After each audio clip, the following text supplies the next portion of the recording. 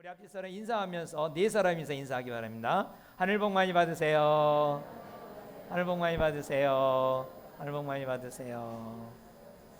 네, 하늘 복 많이 받으세요. 할렐루야. 우리 찬양 하나 하고 말씀 듣도록 하겠습니다. 주께서 내길 예비하시네.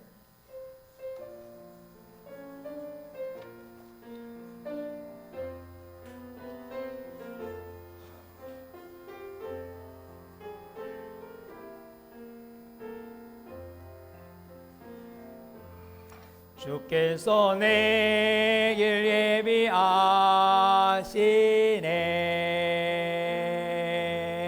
주께서 내길 예비하시네.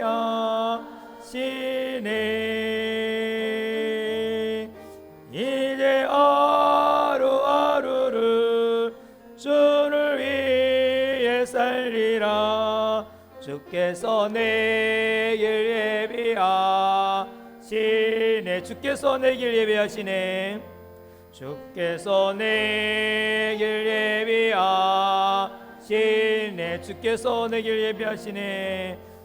주께서 내길 예비하시네.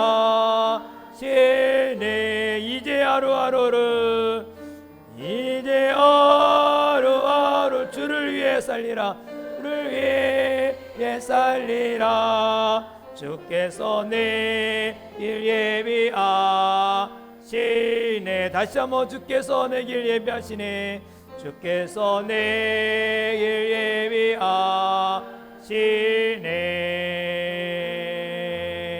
주께서 내길 예비하시네. 이제 하루하루를 주를 위해 살리라. 주께서 내길 예비하시네.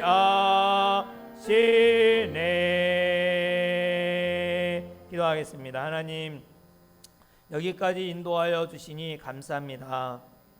사람의 머리털까지 세시며 하늘에 나는 참새도 하나님이 허락하지 않으며 떨어지지 않는 하나님의 주권임을 믿습니다.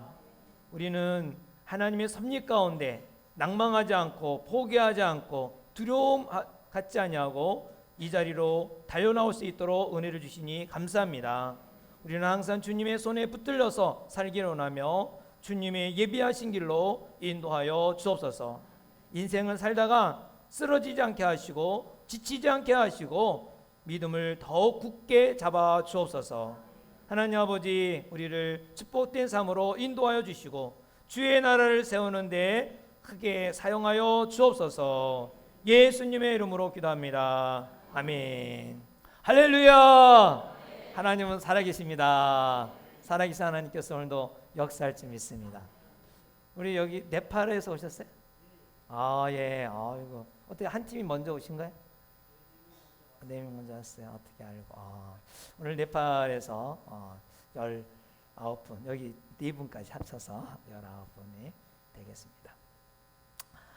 우리가 이제 교회 생활을 하다 보면 사람들이 교회를 다니다가 안 나오는 경우가 있고, 어떤 경우에는 믿음조차도 아예 저버리는 경우가 있습니다.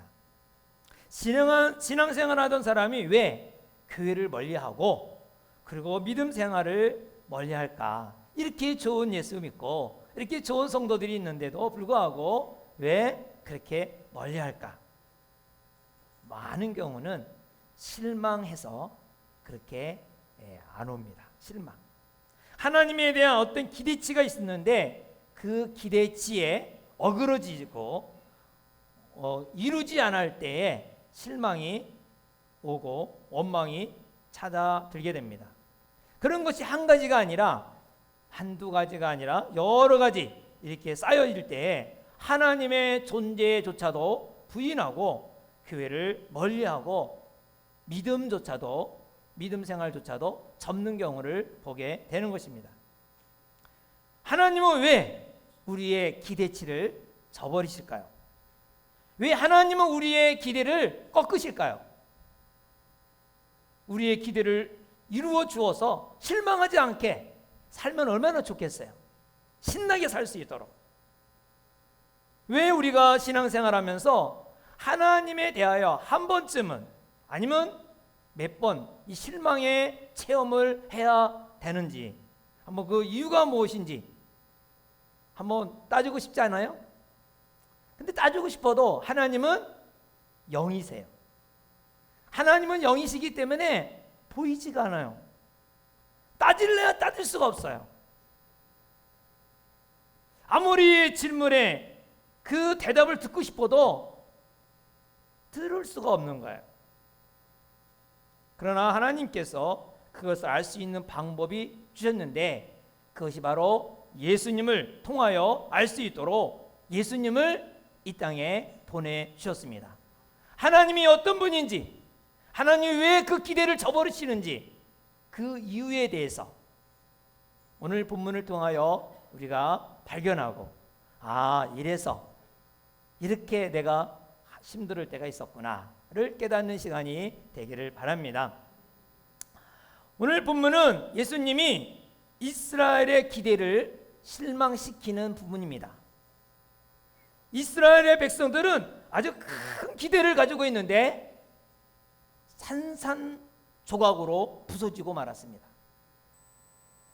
이때는 유월절이 가까워서 예수님이 예루살렘에 입성할 때입니다. 예루살렘에서 많은 백성들이 예수님을 때를 지어 기다리고 있었어요. 이스라엘 예루살렘 지역의 사람만이 아니라 전국에서 유월절을 지키기 위해서 온 사람들이 예수님의 소문을 듣고, 야, 예수님이 언제 나타나나, 예수님이 언제 오시나 하고 전부 다 기다리고 있는 거예요. 모든 사람들이 열광적으로 기다렸어요.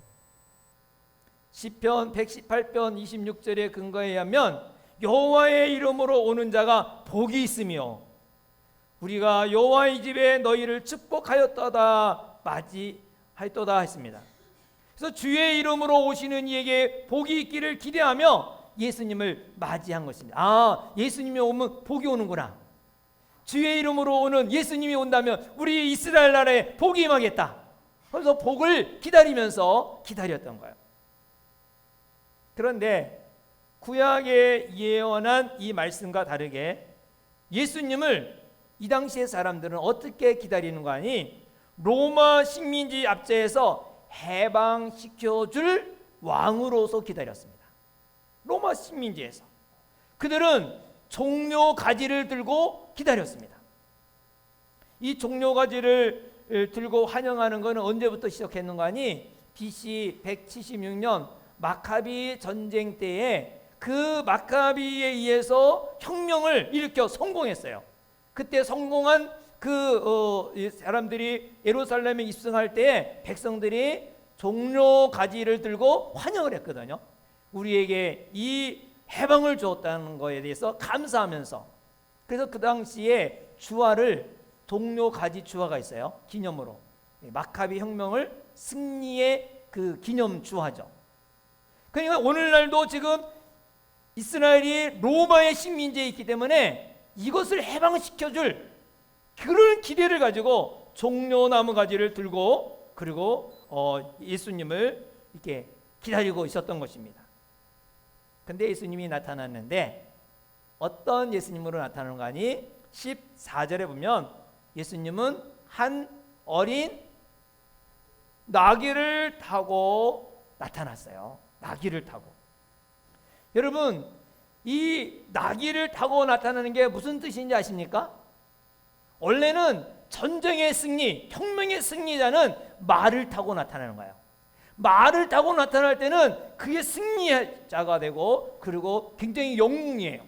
근데 예수님은 전쟁의 승리자가 아니라 나귀를 타고 나타났어요. 이 나귀를 나타나는 것은 그 당시에 평화를 상징해요.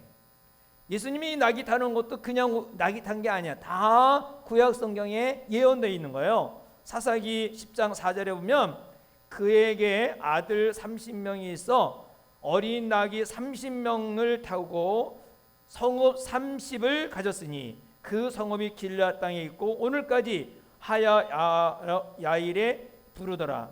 야이라는 그가 이제 사사가 되면서 그 자녀들이 나귀를 타고 30명의 나귀를 타고 다녔다는 것은 나라가 30년 동안 평화가 있었다는 뜻이거든요. 평화가 있었어요. 예수님을 왕으로 추대하는 이 백성들, 전쟁에 승리하고 로마를 혁명을 일으켜서 로마를 이기는 그러한 기대를 가지고 있는데 싸우지 않겠다는 모습으로 오니까 얼마나 황당하겠어요. 백성들은 오병이어 기적 때도 예수님을 임금으로 삼으려고 그랬어요. 근데 예수님은 그 임금의 자리를 회피하고 받아들이지 않았죠. 오늘 이 본문에도 제자들도 궁중들의 그러한 마음에 들떠갖고 야, 드디어 우리가 기다리던 예수님이 왕이 되지 않는가 하는 그러한 마음을 가지고 있는 모습을 이 성경에 찾아볼 수 있어요. 16절에 보면 16절에 한번 다 같이 읽어보겠습니다. 시작. 제자들은 처음에 이 일을 깨닫지 못하였다가 예수께서 영광을 얻으신 후에야 그들이 예수께 대하여 기록된 것인가 사람들이 예수께 이같이 한 것임을 생각나미러라. 이 말씀은 제자들이 당시에 몰라서 예수님이 임금 되기를 간절히 바랬다는 뜻이거든요. 예수님이 나귀 타고 오심은 왜 나귀를 타고 오셨는가?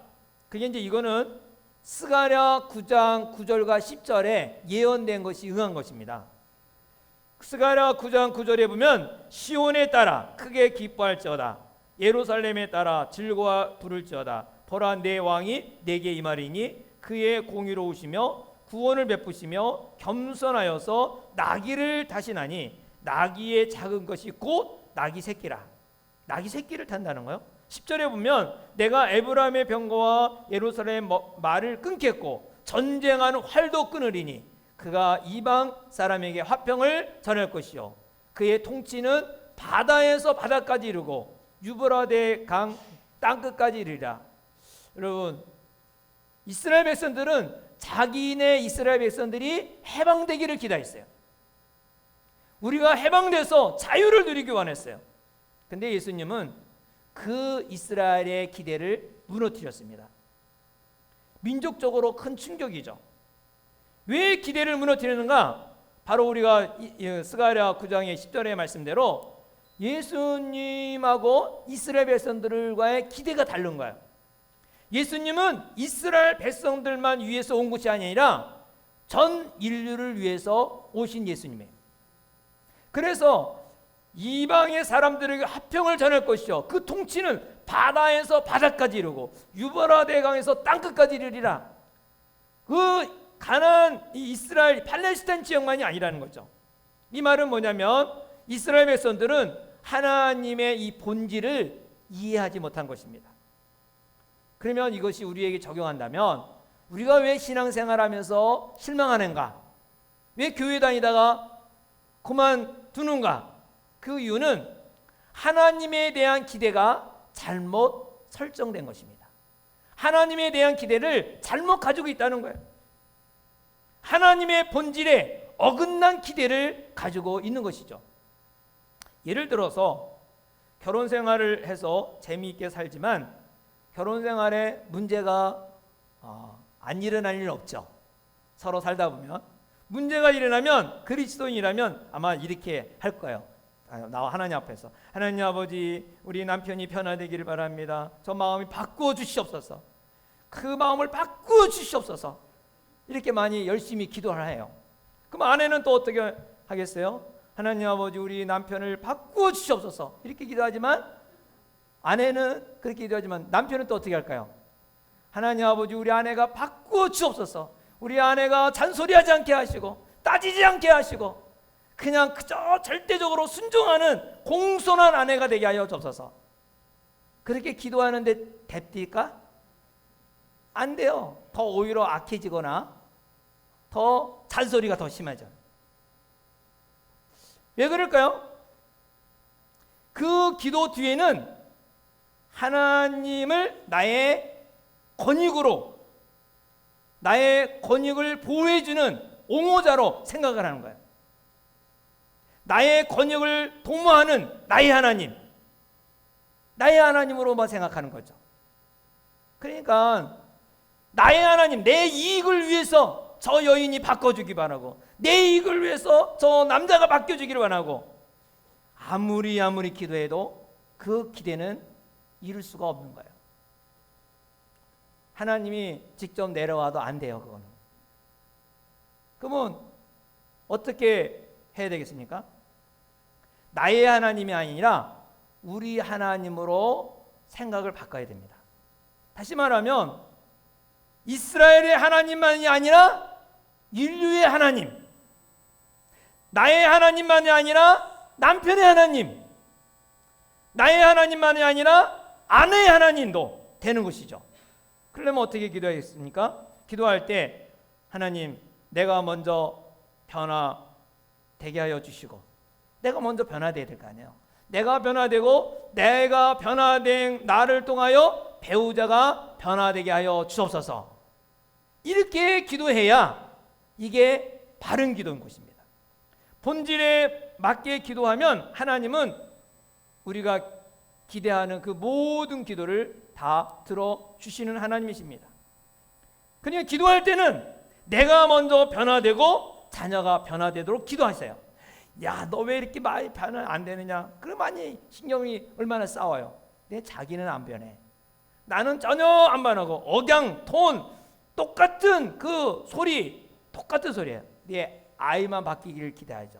아이만 바뀌는 안 바뀌어져요. 남편이 바뀌길 바라면 안 바뀌어져요. 아내가 바뀌는 안 바뀌어져요. 직장 동료가 바뀌기를 바라면 안 바뀌어져요. 직장 상사가 바뀌기를 바라지만 안 바뀌어져요. 어떻게 기도하겠습니까? 내가 변화되게 하여 주옵소서. 내가 변화되어서 내가 변화된 모습으로 상대가 변화되도록 이렇게 기도해야 됩니다. 이스라엘 백성들은 자기 백성에게만 필요한, 자기 해방에게만 필요한 것을 원했던 것입니다. 하나님, 예수님은 그 기대를 한순간에 다 무너뜨렸습니다. 이스라엘 백성들은 하나님의 본질을 몰랐기 때문에 실망할 수밖에 없는 것입니다. 예수님이 나귀를 타고 입성할 때 도시가 얼마나 법석법석했겠어요. 그러면 예수님이 입성할 때 그 모든 사람들이 환영할 때 기뻤을까요? 예수님이 지금 입성하는 거는 뭐 하러 가는 거예요? 왕으로 가는 거예요? 뭐 하러 가는 거죠? 지금 입성할 때는 사실은 백성들은 막 기대를 했지만 예수님 마음에 얼마나 슬픔이 있는지 몰라요. 왜? 지금 죽으러 가는 거잖아요. 그래서 누가복음 13장 34절에 보면 예루살렘아 예루살렘아 선지자들을 죽이고 네게 파송한 자들을 돌로 치는 자여, 암탉이 제 새끼를 날개 아래 모은 것 같이 내가 너희 자녀를 모으려 한 일을 몇 번이냐? 그러나 너희가 원하지 아니하였다. 예수님을 환영하는 게 자기의 이익을 위해서만이 환영한 거예요. 자기의 이익을 위해서만이 환영하고 자기 이익을 위해서만이 기도하는 거, 하나님이 그 기대는 실망할 수밖에 없는 것입니다. 그래서 바리새인들이, 이제 바리새인들과 서기관들이 또 그 모습을 보면서 이렇게 봅니다. 거기 환영한 사람들이 대부분 어떤 사람들이 모여있는 거 아니? 얼마 전에 나사로가 죽은 지 사흘 만에 살아났어요. 그 광경을 본 사람들이 다 예루살렘에 모여갖고 막 환영하는 거예요. 그랬더니 이제 그 당시에 막 바리새인과 사두개인들이 어떻게 예수를 죽일까 하고 서로 의논하고 고소하라고 그랬잖아요. 그런데 이제 포기를 해요. 19절에 보니까 바리새인들이 서로 말하되 볼지어다 너희 하는 일이 쓸데없다. 보라 온 세상이 다 그를 따르지 않냐, 예수를 따르지 않느냐. 그런 와중에 누가 찾아오는 거니? 이방인이 찾아와요. 이방인이 누구냐면 그리스, 헬라 사람이 찾아오게 돼요.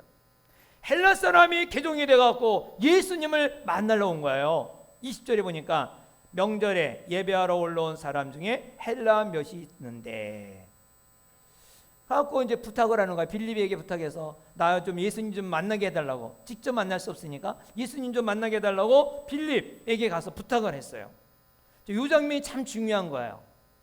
예수님은 이 장면을 보면서 내가 드디어 영광을 얻을 때가 왔다라고 딱 나타나요. 왜 이 말이 나왔는가? 23절을 먼저 읽은 다음에 우리 23절을 먼저 읽겠습니다. 시작. 예수께서 대답하여 이르시되 인자가 영광을 얻을 때가 왔도다. 갑자기 내가 영광을 얻을 때가 왔도다 이 말을 했어요. 근데 이 장면이 그 헬라인 몇이 왔을 때, 찾아왔을 때 이 말을 하신 거거든요. 이 말은 바로 이 다니엘서 7장에 나오는 얘기입니다. 7장에 보면은 거기에 이제 짐승이 나타나요. 인자 같은 이가 하늘 구름 타고 나타나고, 그리고 이제 나타나는데 그때에 인자 같은 이가 나타나는 인자. 그 당시에는 이제 이 인자가 나타나 갖고 무슨 일이 있는가니, 뭐 환상이 네 가지 환상이 나요. 짐승들이 사자 같은 짐승, 또 곰 같은 짐승, 표범 같은 짐승, 뿔이 10개 달린 짐승이 나타나서 그 모든 세대를 이 장악을 해요. 그리고 그 다음에 이 인자 같은 이가 나타난다. 인자는 이가 나타나는데 14절에 이런 말이 있어요. 그에게 권세와 영광과 나라를 주고 모든 백성과 나라들과 다른 언어를 말하는 모든 자들이 그를 섬기게 하였으니 그 권세는 소멸되지 아니하는 영원한 권세예요. 그 나라는 멸망하지 아니하는 것이라. 인자에게 이방인이 나타날 때 영광이 나타난다는 거죠. 그래서 예수님이 말씀하신 거예요. 이제 영광을 얻을 때가 되었다. 이게 선포했어요. 자, 여기서 우리가 발견하는 것은, 여러분, 예수님이 영광을 얻게 되면 우리의 생각은 어때요? 아, 이제 왕이 되나 보다. 그래서 12 제자들이라든가 거기 따른 사람들이 예수님이 영광을 얻으면 우리 모두가 높은 자리에 올라가지 않을까, 이런 생각을 하지 않겠어요?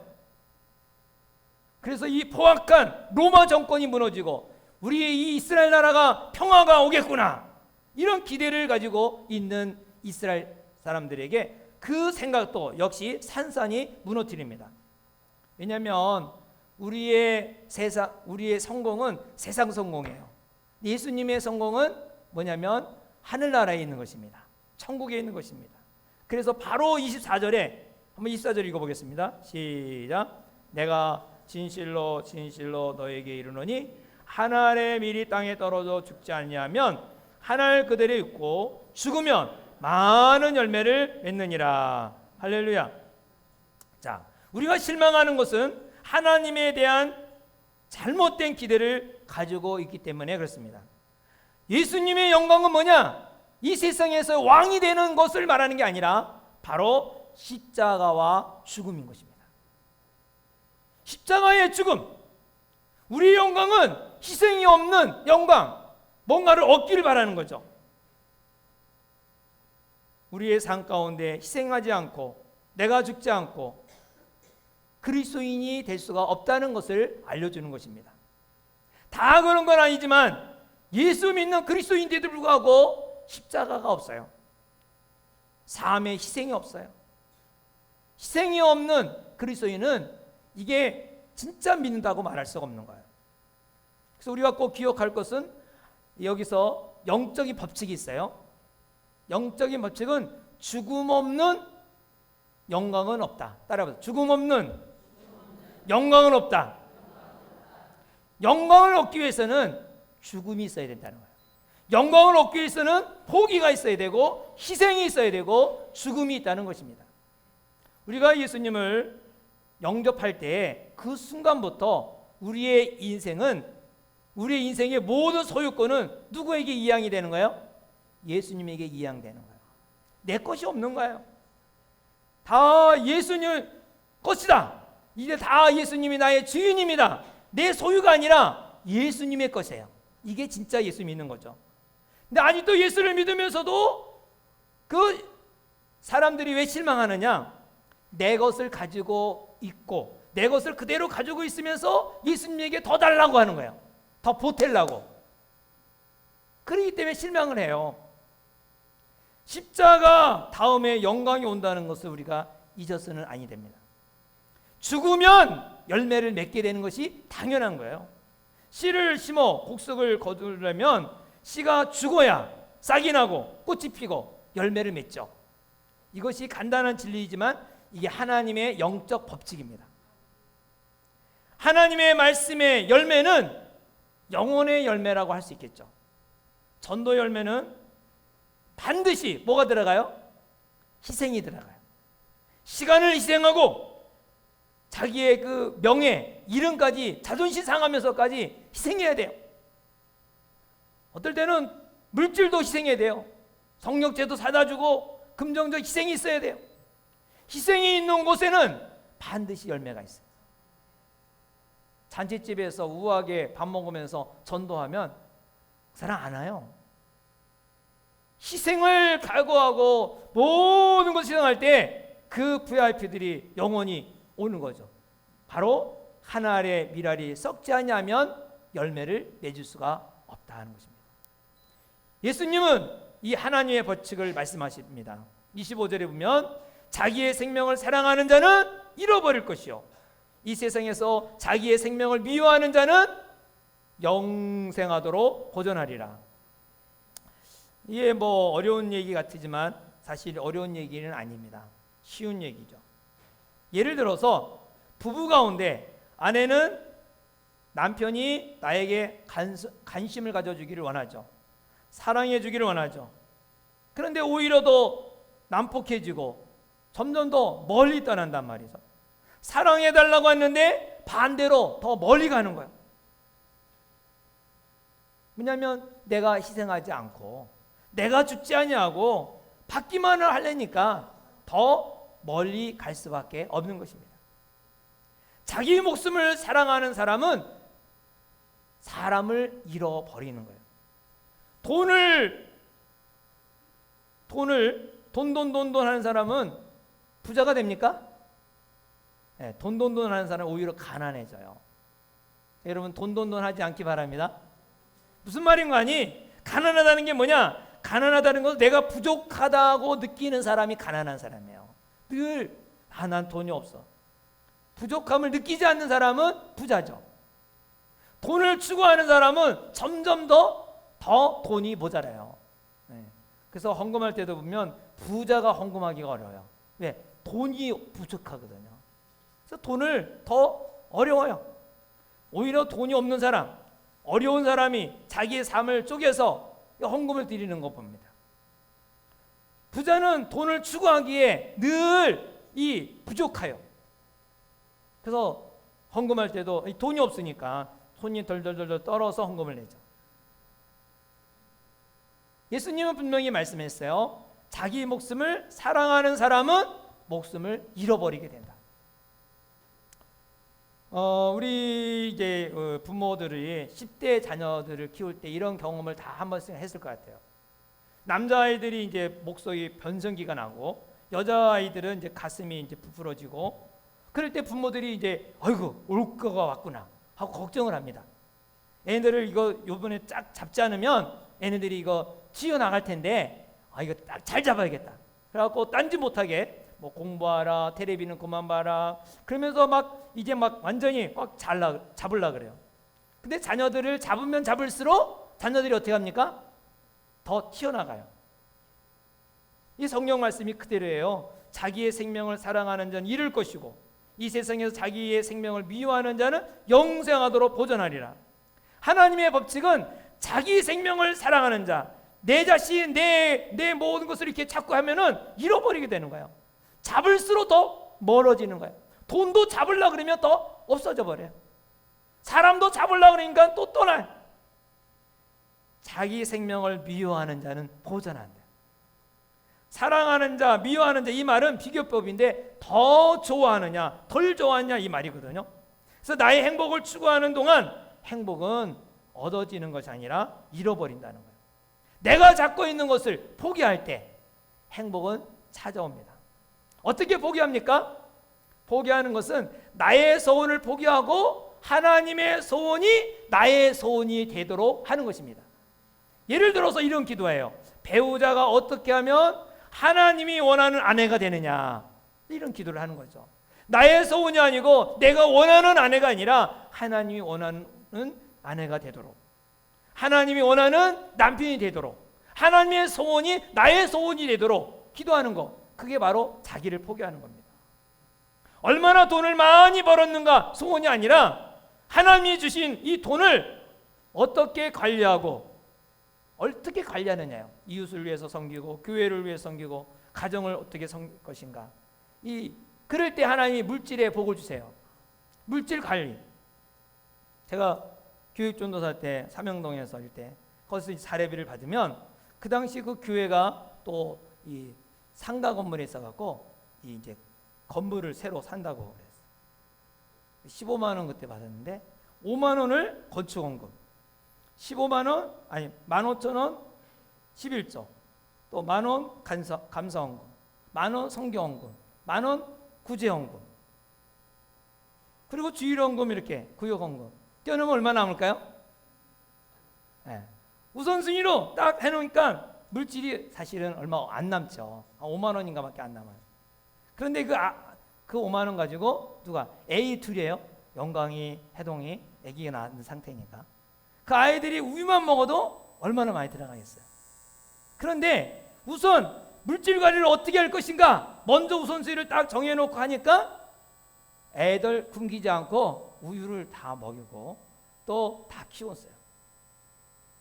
그러니까 우리가 무엇보다 이 생각할 때에 자녀를 통해서 내가 이루지 못한 꿈을 꾸려고 자녀에 대해서 막 하면은 자녀로 인해서 오히려 실망을 가져오게 돼요. 내 자녀가 내 인생의 목표인 사람은 실망을 가져오게 돼요. 그러면 자녀도 어떻게 해요? 포기해야 돼요. 하나님이 원하는 자녀가 되도록 기도해야겠죠.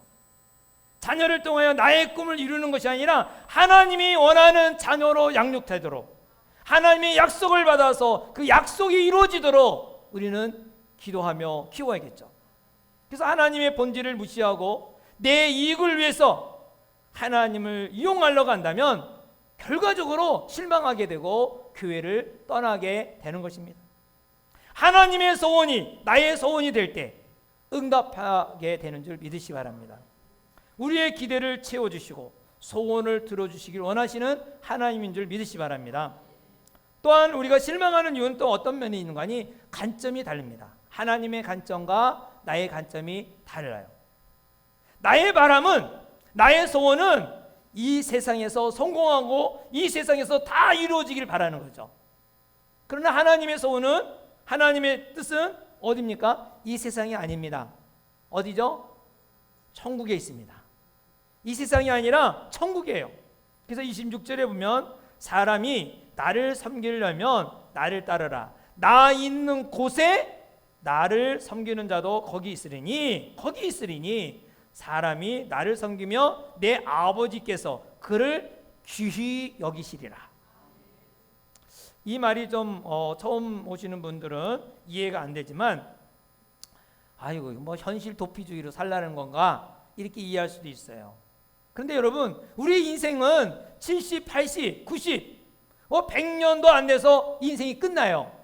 그런데 거기 천국은 어때요? 영원한 거예요. 영원한 거예요. 잠깐이 아니야. 영원한 거예요. 이거를 예를 들어서 우리나라는 입시지옥에 살아요. 그래서 고3이 되면 이사도 못 가요. 왜? 이사 갔다가는 공부하는데 이 환경 때문에 큰 영향을 끼칠까 봐 부모들이 절대 이사 안 합니다. 그래서 부모들이 기를 쓰고 왜 아이들에게 투자를 많이 하고 막 신경을 많이 쓰느냐? 우리나라는 너무 좁아요. 땅이 좁으니까 어느 대학교를 들어갔느냐에 따라서 일생이 좌우가 완전히 바뀌어요. 그래서 부모들이 고등학교만 들어가면 너 2, 3년 죽었다 생각하고 공부만 해라.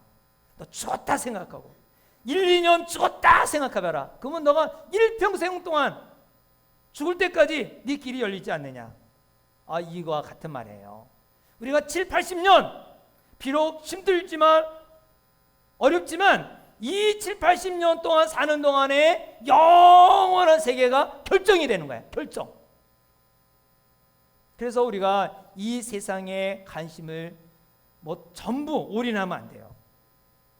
성경에는 이 세상에 살면서 고난도 있고 어려움도 있어요. 그러나 이 고난은 하늘의 뭐예요? 상이라 그랬어. 하늘의 상. 고난은 큰 상을 받을 수 있는 축복의 통로라는 것이죠. 하나님은 살아계십니다. 하나님은 여러분을 사랑하십니다. 하나님의 자녀의 기도를 응답해 주시는 하나님인 줄 믿으시기 바랍니다. 그런데 왜 기대에 어긋나고 왜 그렇게 실망하는가? 그것은 바로 나의 이익을 생각하고 기대하기 때문에 실망 올 수밖에 없어요. 또한 영적 법칙을 거역하고 기대하기 때문에 실망할 수밖에 없어요. 또 이 세상이 다 끝이라고 생각하기 때문에 실망할 수밖에 없어요. 이런 것을 우리가 인지하고 하나님께 기도하기 바랍니다. 그러면 반드시 기도를 응답해 주십니다. 요한복음 14장 14절에 보면 내 이름으로 무엇이든지 구하면 내게 구하면 내가 행하리라. 직접 행해 주시겠다. 요한복음 16장 23절부터 24절에도 너희가 무엇이든지 아버지께 구하는 것을 내 이름으로 주시리라. 구하라! 그러면 주실 것이요 너희 기쁨이 충만하리라. 할렐루야. 아무리 기도 응답을 받아도 이 세상에서는 사람에게 채워질 수 없는 목마름이 있는 것입니다. 우리가 하나님의 나라 가면 다 채워주시는 줄 믿으시기 바랍니다. 인생의 완성은 이 세상이 아니라 천국입니다. 그래서 그리스도인은 마라톤이에요. 천국 갈 때까지. 천국 가야 완성하는 거예요. 그래서 우리는 영생을 위하여 하나님을 의지하고 날마다 살기를 주의 이름으로 축원합니다. 기도하겠습니다.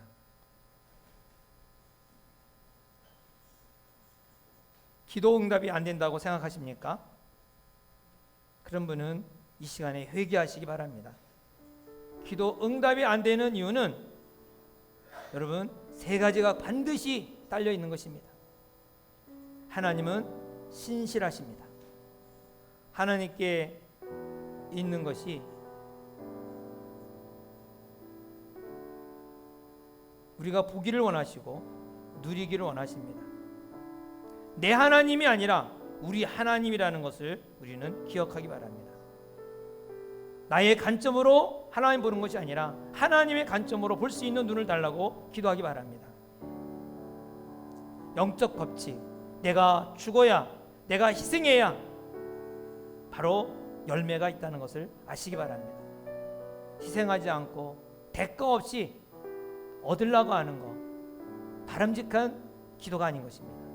오늘 이 시간에 나의 회개, 정말 잘못된 기도로 인해서 하나님이 살아계십니까? 왜 안 들어줍니까? 실망했던 거 먼저 회개를 먼저 하시기 바랍니다.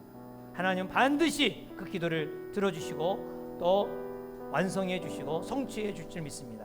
우리 다 같이 함께 한 마음으로 기도합시다.